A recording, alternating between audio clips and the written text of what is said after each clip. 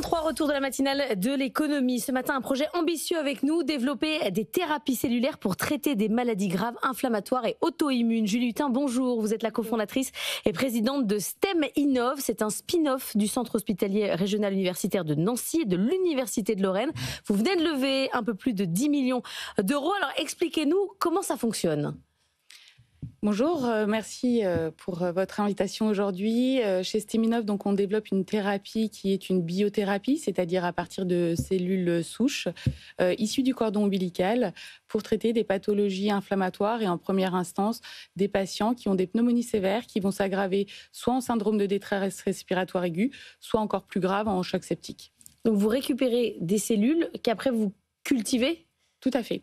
On a fait le constat durant la Covid, suite à des centaines de patients qui ont été administrés dans diverses études qui ont été probantes. Donc, on a vu une bonne réponse suite à l'administration de ces cellules chez des patients qui étaient atteints de défaillance pulmonaire grave.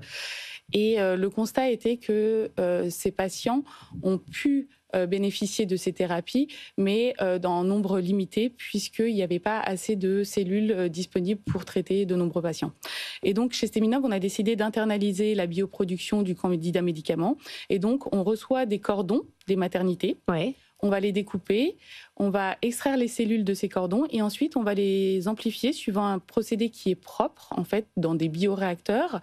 Les cellules vont adhérer à des billes, donc on appelle ça le processus en 3 dimensions, pour obtenir un maximum de cellules pour pouvoir traiter un maximum de patients derrière. Léa Benaïm. Et ces cellules, justement, après, ça devient quoi ? C'est un médicament ? C'est une solution ? C'est concrètement ? Exactement, c'est un médicament en fait. En sortie de bioproduction, on va avoir des flasques qui vont être congelés et qui vont être immédiatement disponibles dans les hôpitaux, dans les services de réanimation, au plus proche des patients, puisque un patient qui est en réanimation atteint d'un syndrome de détresse respiratoire aiguë ou d'un choc septique, il faut agir de manière très urgente. Donc ce candidat médicament, il est congelé et immédiatement disponible. On a juste besoin de décongeler le médicament et de l'administrer en intraveineuse au lit du patient. Et là, vous en êtes où en termes de développement pour en arriver là, justement, avoir le médicament au pied du lit du patient? Grâce à ces 10,6 millions, en fait, on va pouvoir monter à l'échelle industrielle notre unité de bioproduction qui est à Altkirch, à Strasbourg. Donc aujourd'hui, tous les voyants sont ouverts sur les méthodes de bioproduction. Il faut juste se conformer d'un point de vue réglementaire aux exigences pharmaceutiques pour pouvoir être stérile et pouvoir injecter la solution aux patients. C'est le premier volet. Et le deuxième volet, c'est de pouvoir avoir les agences réglementaires qui nous autorise à pouvoir mener notre étude clinique de phase 1-2A dans la pneumonie sévère. D'ici la fin de l'année prochaine, quoi, à peu près. Exactement. Léa. Alors, vous n'utilisez pas d'IA, pas de jumeaux numériques, c'est pourtant les mots un petit peu à la mode quand on est une medtech aujourd'hui. Vous les remplacez par quoi ? Alors aujourd'hui, on n'est pas medtech, on est biotech. Ah oui. Vraiment, on développe le candidat médicament. Pour autant, vous avez raison, contrairement aux méthodes classiques de thérapeutique, on va sous-traiter la production. Aujourd'hui, on a décidé de l'internaliser puisque dans les biothérapies, la méthode de production est intrinsèquement liée à l'activité du médicament. Par exemple, ces cellules ont des récepteurs. Ces récepteurs permettent toute l'activité qu'elles vont avoir une fois injectées, à savoir moduler l'inflammation, avoir des effets antibactériens et protéger les organes lésés. Si pendant le process d'amplification, on altère ces récepteurs ou leur potentiel mécanisme, derrière, on ne va pas avoir l'effet escompté chez les patients.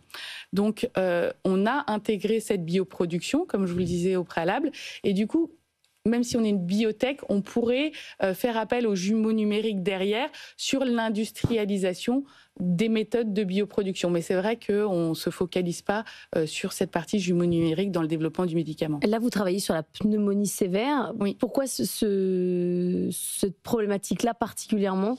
Alors, ce besoin médical, il est majeur. Le constat est sans appel.